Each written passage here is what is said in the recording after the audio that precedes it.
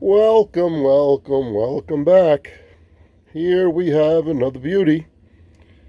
This gorgeous, gorgeous, another Fairbanks Morse Trainmaster, the 8951.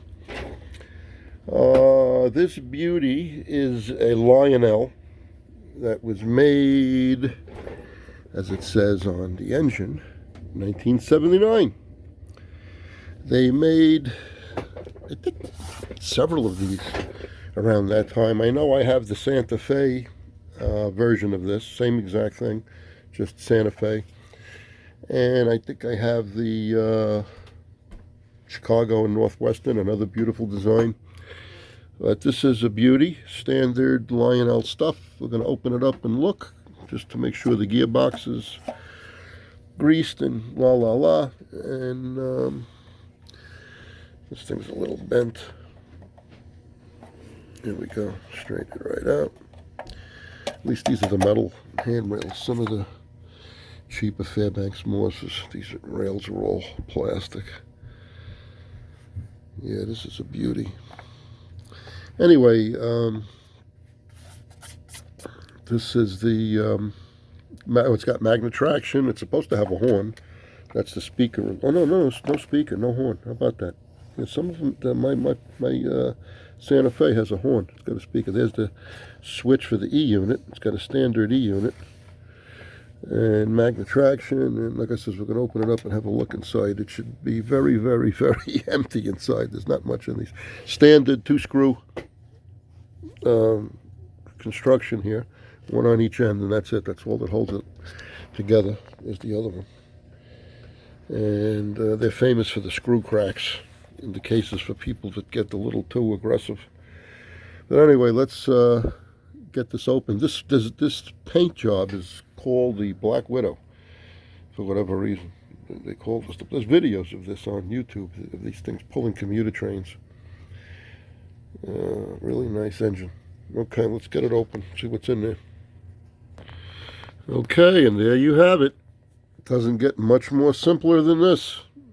The standard Lionel motors. The brushes look like brand new. I'm not even gonna touch them. Yeah, I'm not even gonna touch them.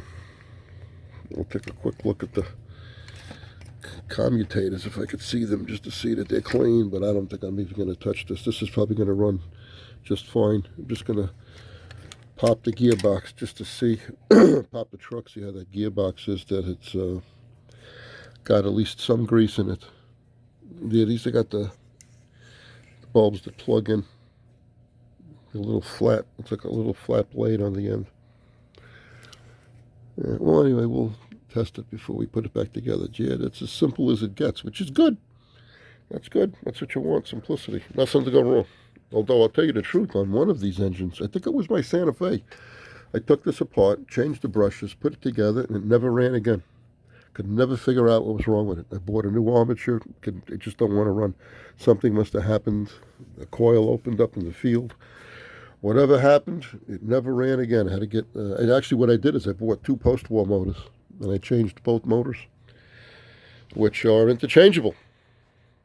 Yep, motors from the 50s will fit these engines and trucks from the 70s. Okay. All right, so you pull this one screw out from underneath, and we can get the motor out. These are the vertical motors. Yeah, there's a little bit of grease in there. We'll just put another little dab, and that'll be fine. We'll do that to both sides. All right, here's the other side, the other motor. And yeah, it's a little dry in there. What's interesting, see how these motors are put together. These things are riveted. I don't remember about the older ones. I got a feeling they were screw construction, not this rivet. I don't really remember. Anyway, I'm going to get this greased up, put it together, and see how this thing runs. Yeah, I really don't use a lot of grease.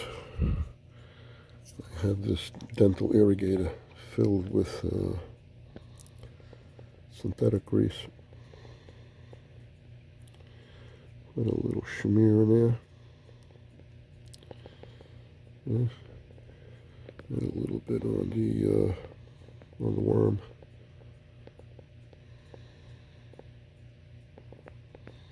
And that's it. It's important to note where you put grease as opposed to oil. If you look at this, the grease should go only on the gears. But if you notice, this gear rotates on this shaft. Okay? The grease ain't going to get in that shaft, so you want to put a drop of oil right there. And if you can get in to the shaft here, where the shaft passes through the block, right in there, it's got enough room to put an oil dropper, get some oil in there.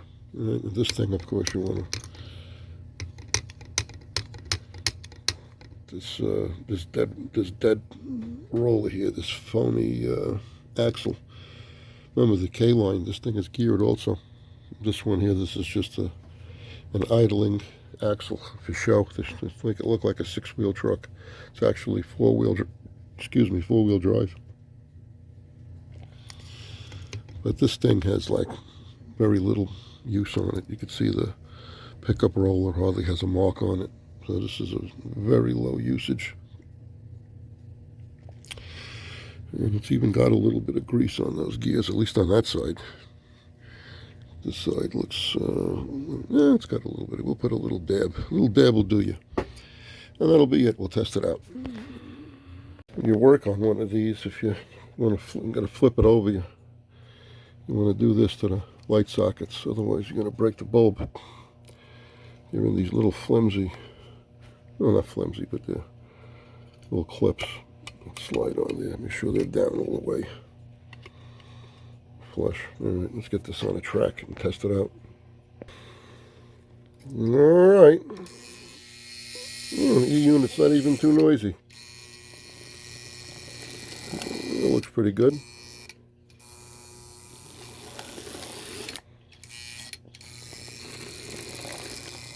Yeah, runs good.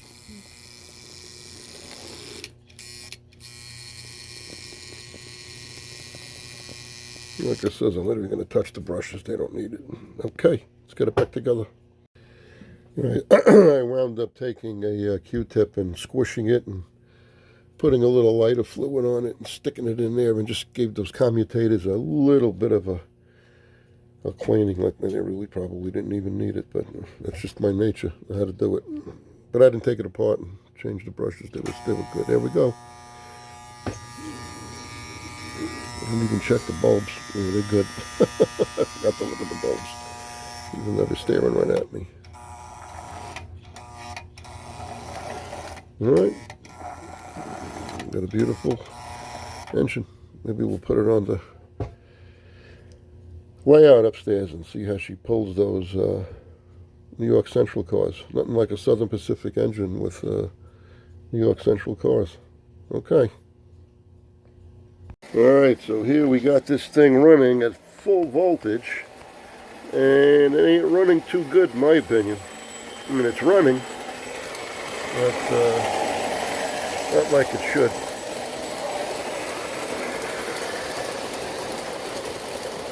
I think that should be going a little faster than that. Even the old 1950 F3 I had on here ran better than, and that's a relatively slow engine. So this has either got brush problems, which remember I didn't touch the brushes, or it's got motor problems.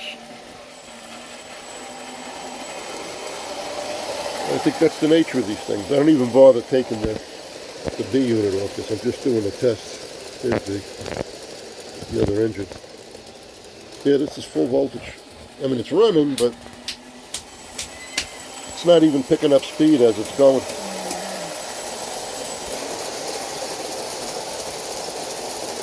No, maybe a little bit. First time, it didn't even want to go around once. I had to give it a push. And it ain't pulling that many cars. Not for an engine like this.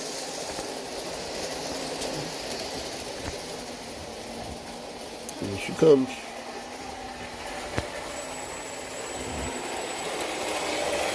Anyway, that's about it. We'll see where this goes. Like I said, I'll clean the commutator better, the brushes, but I don't think it's going to make much of a difference. I think this is the engine. I think that's it. Okie dokie. Till next time, happy railroading.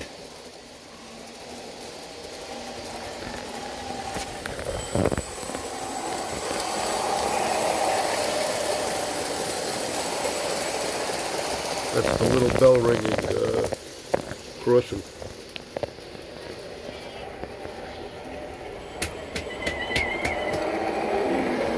Okie doke. Oh, there's just one more thing. Now, I've been letting it run maybe 3 minutes, 4 minutes, and it is running significantly better, as you can see. She's really starting to take off now, which tells me this engine has probably been sitting. In fact, I'm going to have to slow it down a little. For God knows how many years this thing must be sitting. It's from 1979. It's probably been sitting in storage since then, because like I said, it shows just very little signs of use.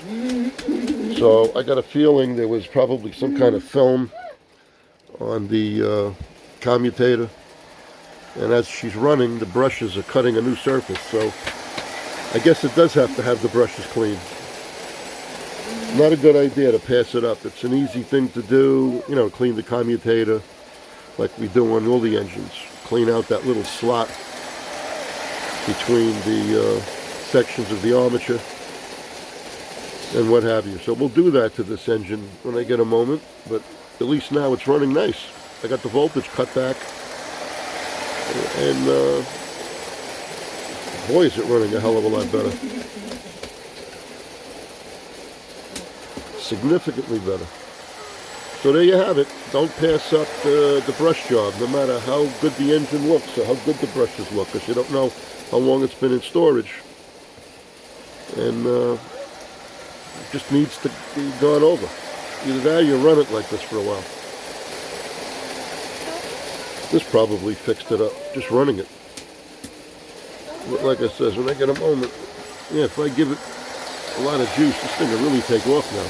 She's going to get to the point where she might derail. I got 042 curves, but even so.